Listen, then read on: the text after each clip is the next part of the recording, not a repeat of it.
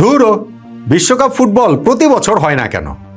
বাংলাদেশের ক্রিকেটাররা, সমর্থকরা ওইভাবে ভাবতেই পারেন। বিশ্বকাপ ফুটবলের সঙ্গে আমাদের ক্রিকেটের সম্পর্ক কি? সম্পর্ক আছে রে ভাই।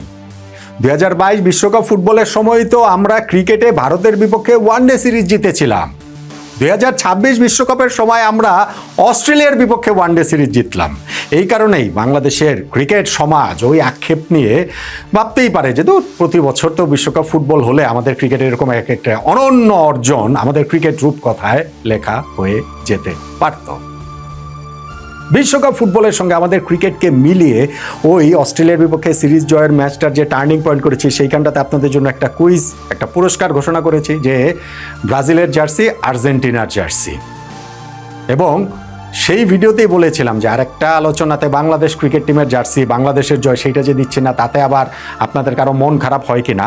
অতএব এই ভিডিওতে আরেকটা কুইজ যেইখানটাতে বাংলাদেশ ক্রিকেট টিমের জার্সি পুরস্কার পাওয়ার সুযোগ আপনার সামনে রয়েছে। অবশ্য আপনি যদি চান তাহলে ব্রাজিল কিংবা আর্জেন্টিনার জার্সিটাও আসলে নিতে পারেন। কুইজটা কিভাবে হবে, টার্নিং পয়েন্টের ওই ভিডিওতে ওই কুইজটা তো রয়েছে, সেখানে গিয়ে আপনি আপনার মতো করে উত্তর দিতে পারেন। সময়সীমা আজকে রাত 1টা, এবং এই ভিডিওর যে কুইজ সেইটার উত্তর দিতে হবে বাংলাদেশ সময় আগামীকাল সকাল 8টার আগে।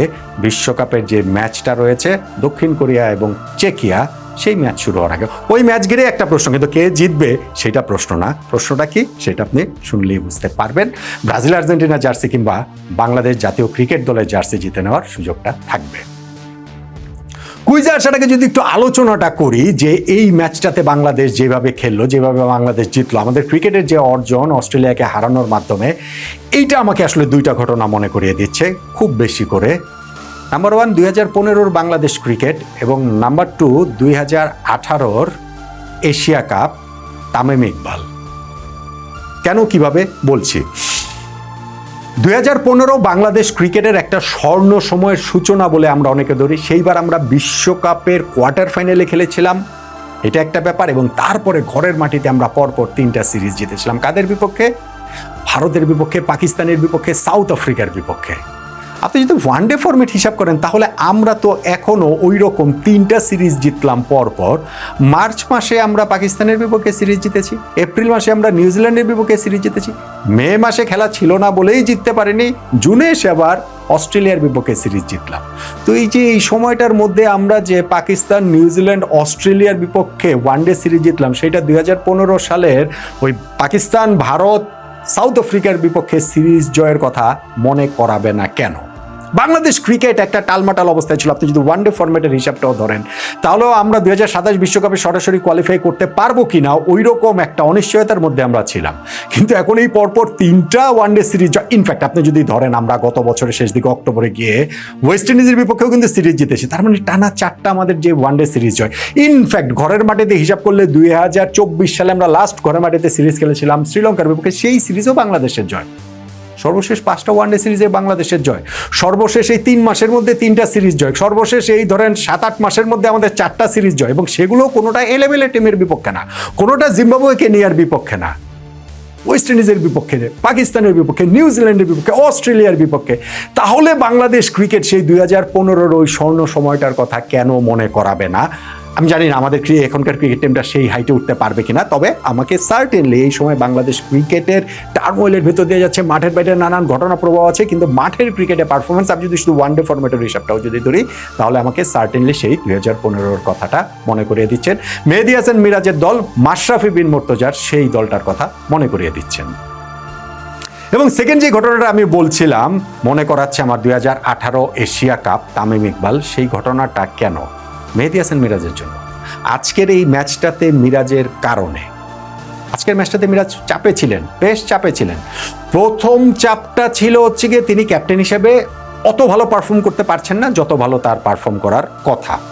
এবং আজকের এই ম্যাচটাতে যদি বাংলাদেশ না জিতত তাহলে মিরাজকে কাঠগড়ায় দাঁড়াতে হতো প্রবলভাবে, জনতার কাঠগড়ায়। একটা কারণ হচ্ছে গিয়ে যখন আমরা বোলিং করছিলাম অস্ট্রেলিয়াকে আমরা তাদের 0 রানে 3 উইকেট নিয়ে দিয়েছিলাম।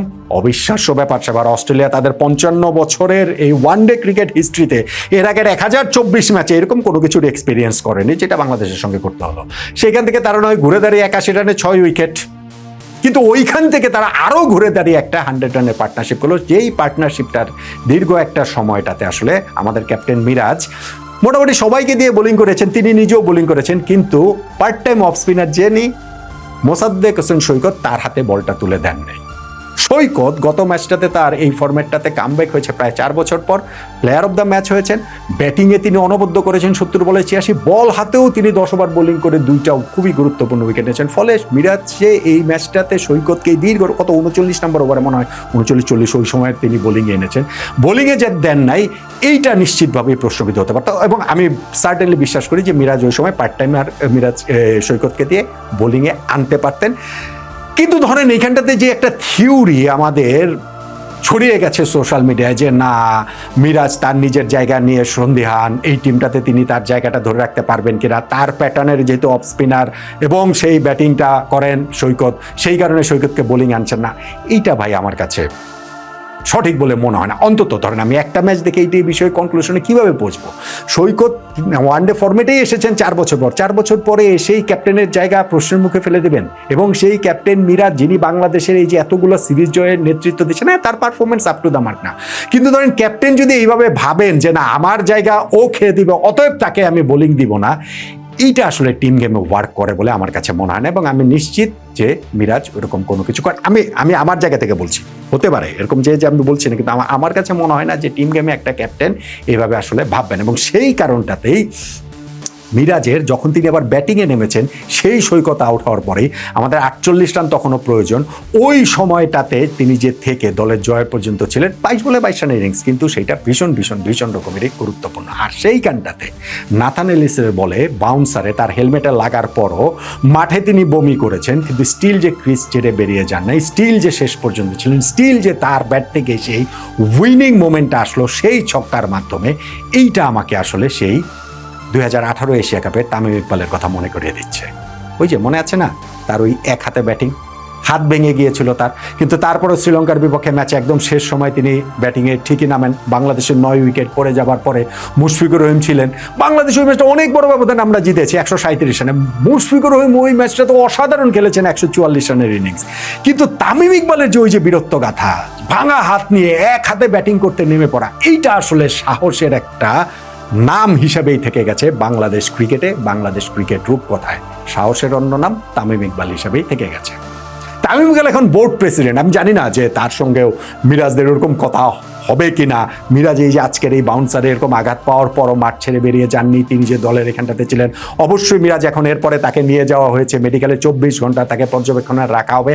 আশা করছি তিনি এই জায়গাটাতে এর থেকে আসলে এই প্রোটোকল মেনেই তিনি বেরিয়ে আসতে পারবেন, খুব খারাপ কিছু হবে না, সেই প্রত্যাশার জায়গাটা তো আসলে আমাদের থাকে। কিন্তু এই যে মিরাজ যে সাহসটা দেখিয়েছেন, আমার কাছে মনে হয় পুরো টিমের মধ্যে এইটা আসলে এই সাহসটা সঞ্চারিত হয়, এবং সেই এই মোমেন্টগুলোই আসলে একজন ক্যাপ্টেনকে তৈরি করে দেয়। আউটসাইড নয়েজ যেটাই থাকুক না কেন, টিমের ভেতরে ইনসাইডে ড্রেসিং রুমে রেসপেক্ট আর্ন করার ক্ষেত্রে এই ঘটনাগুলো আসলে খুবই গুরুত্বপূর্ণ প্রভাব রাখে বলেই আমার কাছে মনে হয়।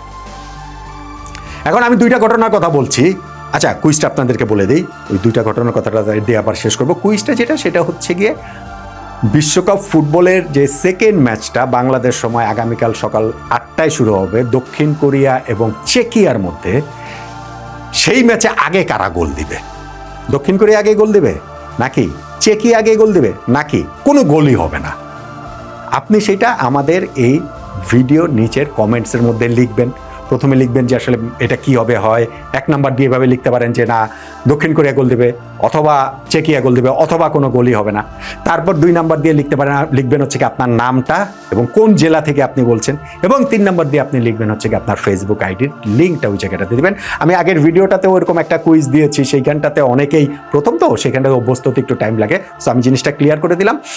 এবং এইখানটাতে যাদের উত্তর মিলবে তাদের মধ্যে বিজয়ী 2 জনকে লটারির মাধ্যমে আমরা পুরস্কার দিব বাংলাদেশের 2টা ন্যাশনাল টিমের জার্সি, অথবা ওই 2 জনের সঙ্গে যোগাযোগ করে যদি তাদের মনে হয় যে না আমরা ভাই আমার প্রিয় টিম ব্রাজিল, আমার ব্রাজিলের জার্সি দেন, বা আমার প্রিয় টিম আর্জেন্টিনা, আর্জেন্টিনার জার্সি দেন, সেই জার্সিটাও আসলে আপনাদেরকে দেয়া হবে। এইটা হচ্ছে কি আপনাদের কুইজ, এই ভিডিওর কুইজ, যেইটা আগামীকাল সকাল 8টায় দক্ষিণ কোরিয়া চেকিয়া ম্যাচ শুরু হওয়ার আগ পর্যন্ত এই কুইজের সময়সীমা। কমেন্টস করে সেটা জানাতে পারেন। এখন বাংলাদেশ যে আজকে ম্যাচটা জিতলো, সেই ম্যাচটাতে আমি বলছিলাম আমার 2015 বাংলাদেশের কথা মনে পড়ছে, এইরকম টানা সাফল্যের কারণে। আমার বলছিলাম যে মেহেদী হাসান মিরাজ ওই হেলমেটে বল লাগার পরও যেভাবে খেলে গেছেন, বমি করার পরও মাঠে, সেইটাতে আমার 2018 এশিয়া কাপে তামিম ইকবালের কথা মনে পড়েছে। বাংলাদেশ ক্রিকেট কিন্তু এখন একটা মাঠের বাইরে যত রকম সমালোচনার জায়গায় থাকুক না কেন একটা আপওয়ার্ড ট্রেন্ডসের মধ্যে রয়েছে। এবং আজকের ম্যাচটাতেও সবাই মিলেমিশে যেভাবে পারফর্ম করে জিতিয়েছেন, অস্ট্রেলিয়ার বিপক্ষে জিতেছেন, যেই অস্ট্রেলিয়াকে ইনফ্যাক্ট আমরা আগের 21 বছরে কোনো ওয়ানডে ম্যাচ হারাতে পারিনি, তাদেরকে 2 দিন পরেই, মানে 2 দিনের ব্যবধানেই 3 দিনের মধ্যেই আমরা 2টা ওয়ানডে ম্যাচ হারিয়ে দিলাম। এইটা আসলে অবিশ্বাস্য, এইটা আসলে রূপকথা। এবং বাংলাদেশ ক্রিকেট রূপকথার আরেকটা অধ্যায় টিম গেম হিসাবেই আমরা কি আসলে শুরু করতে যাচ্ছি কিনা 2015 সালে, যেইটার একটা সূচনা হয়েছিল বলে আমরা ধরি। এই 2025-এ এসে কি আমরা আরেকটা ফেজে রূপকথা যাচ্ছি বলে এই দলটা, এই ওয়ানডে টিমটা আমাদের সেই ভরসাটা দিচ্ছে। আমার তো সেইটা বিশ্বাস করতে ভীষণ রকম ইচ্ছে করছে। আপনার মতামতটা জানাতে পারেন। ও আচ্ছা, কুইজের উত্তরটা কিন্তু দিয়েন। ব্রাজিল আর্জেন্টিনা জার্সি কিংবা বাংলাদেশ জাতীয় দলের জার্সি আপনার অপেক্ষায় আছে।